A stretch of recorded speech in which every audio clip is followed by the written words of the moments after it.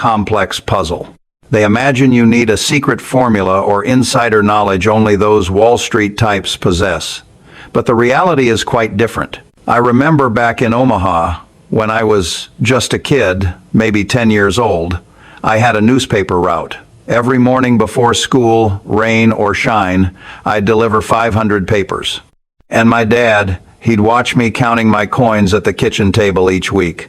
He wasn't much for words, but one day he shared something I've never forgotten. He said, "Warren, it's not about how much you earn, it's about how much you keep and what you do with what you keep." That was it, plain and simple. And, after all these decades, all the companies I've acquired, all the deals I've been a part of, that lesson still rings true. So today, I want to share with you the habits, the genuine, practical habits that formed the foundation of everything I've achieved. No abstract theories, no fancy strategies, just simple, effective things that anyone can do if they're willing to exercise patience. Let's start with something that most people might not be thrilled to hear. You have to live below your means. I know. It sounds unexciting, like something your grandmother would advise. But that's precisely why many people disregard it. They're chasing the thrill, the hot stock tips, the quick rich schemes. However, true wealth begins with creating a gap. What do I mean by that? Simply, it's the difference between what you earn and what you spend.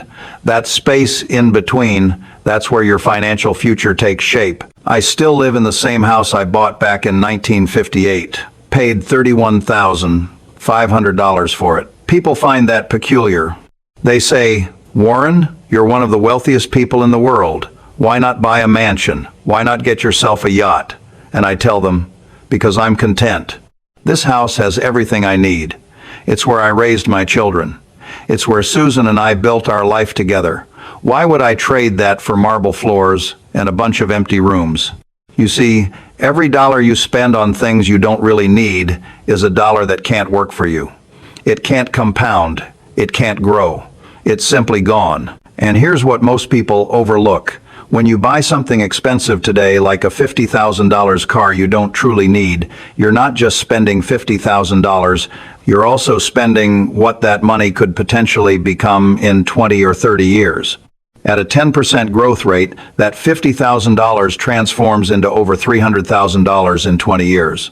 Think about that trade. You exchanged a car for $350,000. Was it really worth it? Now, I'm not suggesting you live like a monk, depriving yourself of all enjoyment, but it's crucial to ask yourself what truly brings you happiness. And from my experience, I can tell you that most of the expensive stuff doesn't. The most valuable things in life are typically free or close to it. Quality time with loved ones, work that you find fulfilling, a captivating book, a friendly game of bridge. That's how I choose to spend my time, and I'm a pretty content guy. The second thing, and this is crucial, is that you must invest in yourself first. The best investment you can make isn't in stocks or real estate, it's in you, your skills, your knowledge, your abilities. I've been saying this for years. Nobody can ever take that away from you. When I was younger, I was terrified of public speaking, absolutely petrified. I'd feel physically ill just thinking about it. So what did I do? I enrolled in a Dale Carnegie course. It cost me $100, which was a considerable sum for me back then. But that investment changed my life. It gave me the confidence to teach, to articulate my ideas, and to build relationships. And that skill has likely generated more value for me than any stock I've ever purchased. Your earning power is your greatest asset, especially when you're young. If you can enhance your skills, your ability to create value by even 10 or 20%, that compounds significantly over your entire career. Think about it. If you earn $50,000 a year and you improve your skills enough to earn $60,000, that's an extra $10,000 every year for the next 40 years. That adds up to $400,000, and that's before even considering investing it. So read, learn, take courses, find mentors, improve your communication skills, and become better at your craft. It's an investment that always pays dividends. Now, Here's something that might sound contradictory to what I just said. You need to be patient, extremely patient. We live in a world where everyone expects instant gratification, fast food, fast internet, fast money. But building true wealth doesn't work that way. I always say the stock market is a device for transferring money from the impatient to the patient, and that's precisely what I've witnessed time and time again. Take Coca-Cola, for example. I started buying it in 1988, and people questioned it. Warren, they said, it's a mature company. Where's the growth going to come from? But I knew people would still be drinking Coke in 20 years, in 30 years, in 50 years, and I was willing to wait. You know what happened? That investment has generated billions of dollars for Berkshire. Not because I was clever enough to time the market, but because I was patient enough to let a good thing continue being good. That's the secret, really. Find something solid, something that will still be relevant in 20 years, and then simply hold on. Don't obsess over the stock price daily.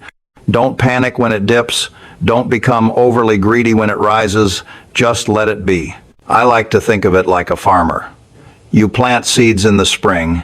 You don't dig them up every week to see if they're growing. You water them, you nurture them, and you give them time. And in the fall, you reap the harvest. Investing works the same way. The problem is that most people can't handle the waiting. They see their neighbor making quick money in some trendy stock and they think, I'm missing out. So they jump in, typically right before it crashes. Patience isn't just a virtue in investing, it's essentially the whole game. Here's another one that has saved me a lot of heartache over the years. Only invest in what you understand. It's a simple rule, yet hardly anyone follows it. Back in the late 90 seconds, everyone was obsessed with tech stocks. .com this, .com that. And people would ask me, Warren, why aren't you buying these? They're going up 50%. 100% a month. And I'd respond, because I don't understand them. I don't understand the business model. I don't know how they make money. I can't predict what they'll look like in 10 years. So, I'm not buying. People thought I was old-fashioned, out of touch, past my prime. Then, the whole thing collapsed. Trillions of dollars simply vanished. And many people who thought they were geniuses lost everything. But we did just fine at Berkshire because we stuck to what we understood. Now, does that mean you shouldn't learn new things? Absolutely not. I'm constantly learning, but there's a difference between learning about something and investing in something you don't comprehend. See, when you invest in what you know, when you truly understand the business, you have confidence. And that confidence allows you to hold on when times get tough. If you own a stock and you don't really understand the company, the first time it drops 20%, you're going to panic and sell. And that's usually the worst possible time to sell. But if you understand it, if you know why you own it, then a drop in price is just noise. Or, even better, it's an opportunity to buy more. So stay within your circle of competence. And if you want to expand that circle, that's great. But do it gradually and carefully. Learn first, invest later. Now, this next one is something I learned from my mentor, Ben Graham. You've got to have a margin of safety. What does that mean? It means don't cut things too close. When you're investing, or really when you're dealing with money in any way, there's always uncertainty. Things don't always go according to plan. So, you need a cushion, a buffer, room for error. Let me give you an example. If I'm evaluating a company and I believe it's worth $100, I don't pay $100 for it. I don't even pay $90. I wait until I can buy it for $60 or $70. Why? Because I might be wrong. Maybe it's only worth $80. Maybe the business faces unforeseen challenges. Maybe the economy takes a downturn. With a margin of safety, I'm still okay. I can still make a profit. But if I paid full price, or if I overpaid, as many people do, then when things go wrong, I'm in trouble. This applies to your personal finances too. Don't borrow to your absolute limit. Don't spend every penny you earn. Don't assume everything will go perfectly. Have an emergency fund. Have insurance. Allow yourself some breathing room. because life is unpredictable. And the people who get into serious trouble are typically the ones who are operating without any margin for error. One stroke of bad luck, and they're done. I've seen it happen countless times. Smart people, talented people, but they were too leveraged, too optimistic, too confident that nothing would go wrong. And then something did go wrong. So, give yourself some leeway, build in safety, and assume you'll make mistakes, because you will. We all do. The question is, will your mistakes ruin you, or will they simply be learning experiences? That depends on your margin of safety. All right, here's one that might sound old-fashioned. Protect your reputation as if your life depends on it, because in a way it does. I've always said it takes 20 years to build a reputation and just 5 minutes to ruin it. And if you truly grasp that, you'll act differently. Your reputation is your most valuable asset. It's more valuable than money, because with a good reputation, you can always make more money. But if you lose your reputation, it's very difficult to regain. I've walked away from deals that would have made me a fortune because something didn't feel right, because the people involved weren't trustworthy, or because I didn't want my name associated with it. And every single time, I was glad I did. Money comes and goes, opportunities come and go, but your reputation is the foundation of everything. People do business with people they trust. They invest with people they trust. They hire people they trust. And here's the key. You can't fake it. You can't pretend to be trustworthy. It has to be genuine. It has to be authentic. That means doing what you say you'll do, treating people fairly, and being honest, even when it costs you, especially when it costs you. I've never understood people who lie or cheat to get ahead, because even if it works in the short term, eventually people find out. They always find out. And once they do, you're finished. Nobody wants to work with someone they can't trust. So, be the kind of person people can rely on. Be honest, be fair, do the right thing. Your reputation will take care of itself. Now this one is something I wish more people understood. Avoid debt like the plague. I truly mean it.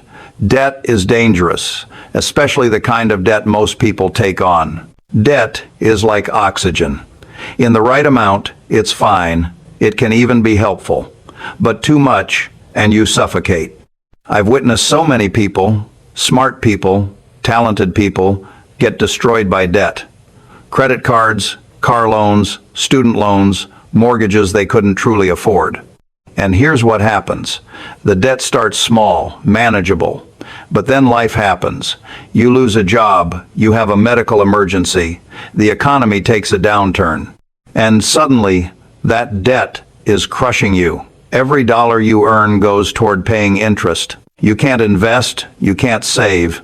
You're just stuck running in place, or worse, running backward. Now, I'm not saying all debt is inherently bad. If you borrow money to buy a house you can afford and you have a stable income, that can make sense. But borrowing to buy things you don't need, borrowing to maintain a lifestyle you can't actually afford, that's how people ruin their lives. I've never borrowed significant amounts of money for personal use. Never. Even when I was young and didn't have much, I lived within my means. I saved first, then I spent what was left.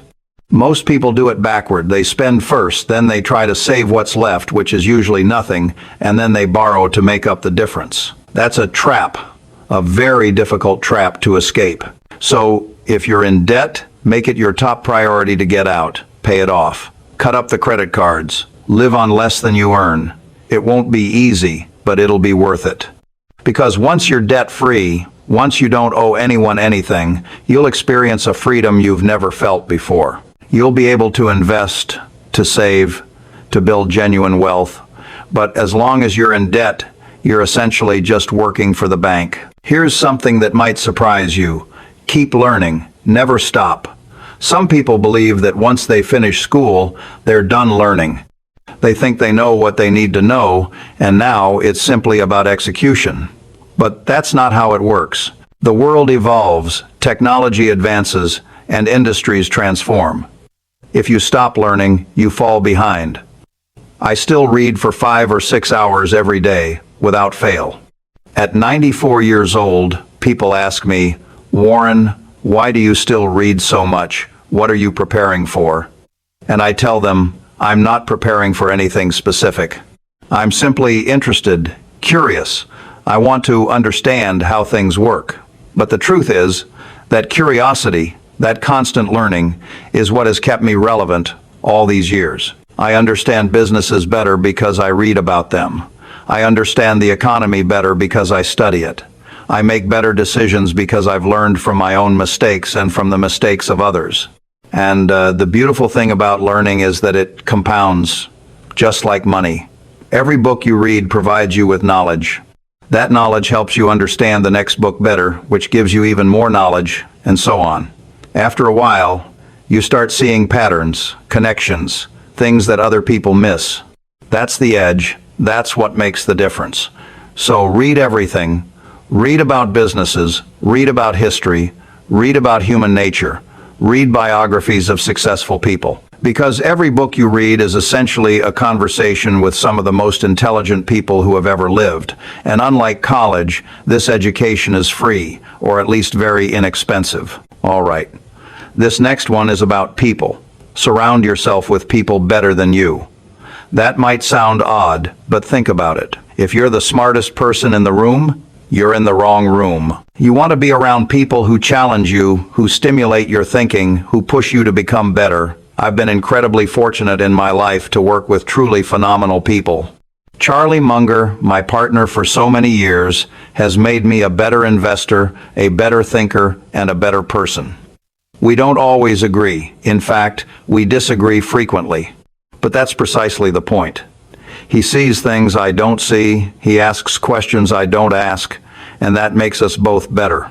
I tell young people to be very mindful of the people they spend time with because you tend to become like the people around you. It's simply human nature. If you associate with people who spend all their money, who don't save, who don't invest, you'll likely do the same. But if you spend time with people who read, who learn, who invest, who think long term, that will rub off on you, too. And here's something else. The friends you make, the relationships you cultivate, those might be more valuable than money. I've gotten some of my best investment ideas from friends. I've avoided disasters because someone I trusted warned me. I've enjoyed my life more because I've surrounded myself with good people. So, be intentional about this. Seek out people you admire, people you can learn from, people who possess the qualities you want to develop. And be that kind of person for others, too. Because the relationships you build are part of your wealth, perhaps the most important part. Last one, and this might be the most crucial, think long term. Most people think in terms of days, weeks, maybe months. What's going to happen tomorrow? What's the stock price today? How can I make money quickly? But that's not how wealth is built. Wealth is built over decades, not days or weeks. I like to say that time is the friend of the wonderful business and the enemy of the mediocre. What does that mean? A great company with a strong competitive advantage, capable management, and a product people love gets better with time, becomes more valuable, more profitable. But a mediocre company struggles, competition catches up, the business model becomes obsolete, and time simply exposes the weakness. So, when I invest, I'm thinking 10 years out, 20 years out, sometimes even further. Where will this company be in 20 years? Will people still need this product? Will this business still exist? If the answer is yes, and I can buy it at a fair price, that's where I put my money, and then I largely forget about it. I don't obsess over the stock price daily, and I don't worry about quarterly earnings. I just let time work its magic. This is how you build real wealth. Not by being clever, not by constantly trading in and out, but by identifying good things and giving them time to compound. Compounding is often called the eighth wonder of the world. It's truly magical. If you start with $10,000 and you earn 10% a year, in 10 years, you'll have roughly $26,000.